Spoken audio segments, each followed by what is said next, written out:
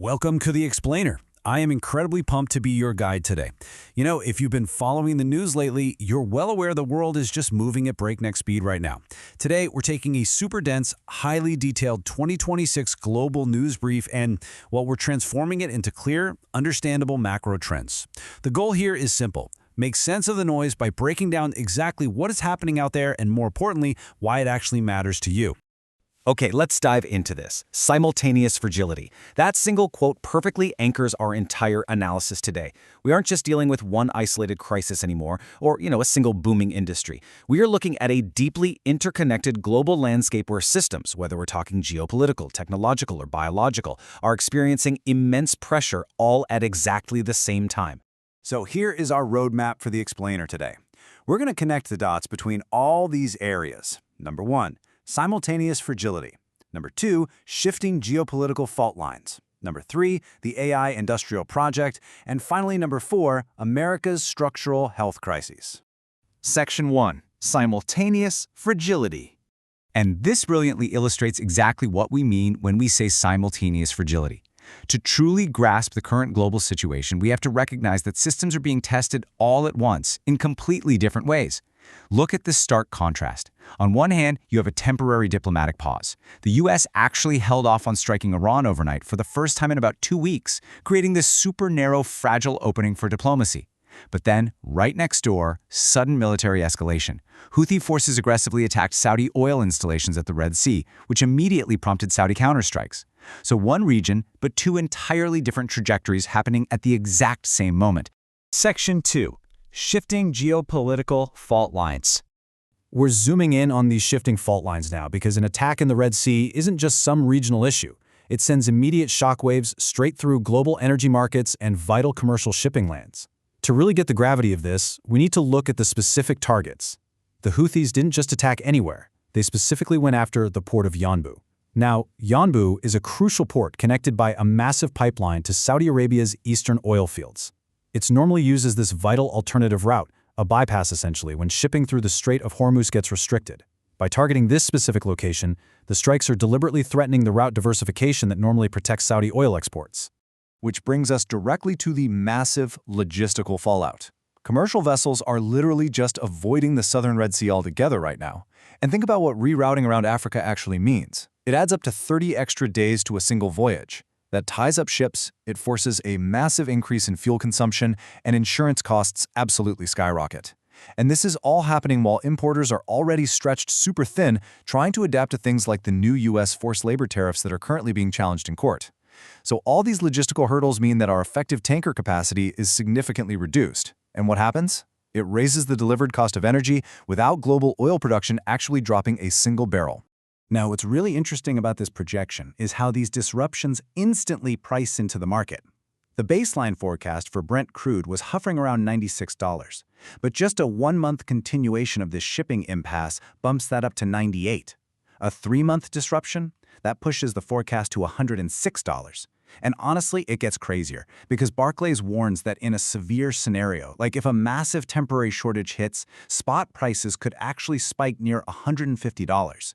Geopolitics is quite literally translating into your energy costs in real time. Section 3. The AI Industrial Project. Okay, let's shift gears entirely here. We're moving from energy logistics to the tech world, because we are witnessing a massive evolution right now. Global AI leadership, it's no longer just about who can design the smartest software. It is transformed into a massive, physical, national manufacturing and energy project. Take a second to just absorb this number. $950 billion, almost $1 trillion. This is South Korea's newly announced, deeply coordinated national AI industrial strategy package. It's truly one of the clearest attempts we've seen anywhere in the world to turn artificial intelligence into a sweeping national industrial capability. When you break down that staggering financial commitment, you see exactly who is driving it. SK Group has outlined partnerships valued at roughly $750 billion, while Samsung has signed memorandums for about $200 billion.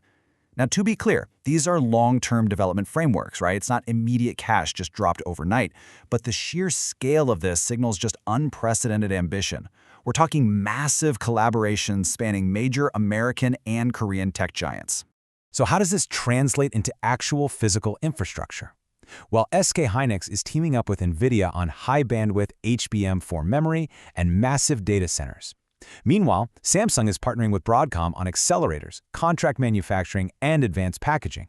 What's amazing here is how these partnerships connect every single physical layer of the computing stack, from the initial processor design all the way down to the fabrication and electricity. And here is where the digital world smashes right into the physical one. SK Telecom is targeting 2027 for a 2 gigawatt AI data center. A 2 gigawatt data center? That is a staggeringly massive energy requirement. To put that in perspective, it completely changes the entire equation. Electricity supply is no longer just some line item on an operating expense sheet, it's the primary physical constraint for AI advancement. Building this out requires entirely new power generation, new transmission lines, and massive grid transmission capacity. Of course, with systems getting this incredibly powerful, security is absolutely paramount. The big debate right now is between open-weight models, where the underlying code is out there publicly, and closed systems managed by a provider. After a recent unauthorized cyber attack by an AI agent, lawmakers are waking up to the fact that just giving an AI instructions isn't enough anymore. Reliable AI agent deployment demands strict, layered security steps. We're talking limited credentials, completely isolated environments, mandated human approval points, and highly durable logs. You literally have to build boundaries that the AI simply cannot bypass.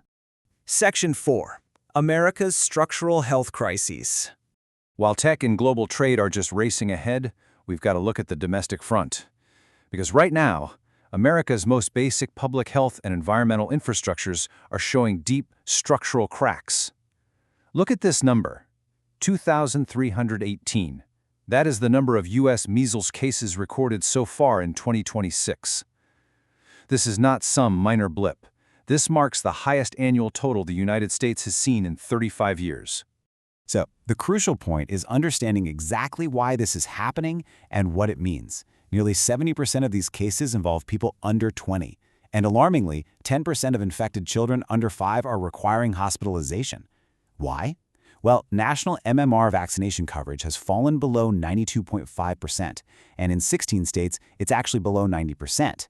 We are no longer talking about a few isolated cases tied to international travel. With outbreaks reported across 45 states and D.C., these falling vaccination rates have turned what used to be an eliminated disease into a widespread structural national health problem. And it's not just public health, it's our physical environment too. Right now, we're seeing dangerous heat. We're talking well over 110 degrees in the southern plains, colliding directly with hazardous Canadian wildfire smoke sweeping across other U.S. regions. Over in Europe, massive wildfires are forcing entire populations to evacuate. These ongoing environmental emergencies are forcing our grid operators to adapt constantly. It proves that societal resilience now absolutely requires multiple layers of defense. You can't just rely on one system anymore. Conclusion: finding your place in 2026. We've covered a lot of ground today. We've seen how geopolitical tension disrupts shipping and oil.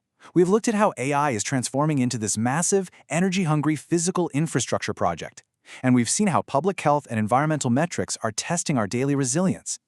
The big question is, how does this all come together to impact you and the future of work? I absolutely love this quote from the briefing. The durable career opportunity sits at the boundary between systems, computing and electricity, trade and logistics, automation and accountable judgment. As software increasingly automates the routine stuff, the workers who will remain truly insulated and highly valuable are the ones who can bridge the physical and digital worlds. The folks who can manage custom logistics, build the power grids for those massive data centers, or provide that crucial human oversight for AI agents. So, in a world defined by simultaneous fragility and this deep, rapid interconnection, are you positioned at the boundary between systems? Take a moment to think about how your skills fit into this evolving landscape. Thank you so much for joining me for this explainer today. I really hope this deep dive helps you navigate the complex trends shaping our world. Keep learning, stay curious, and I'll see you next time.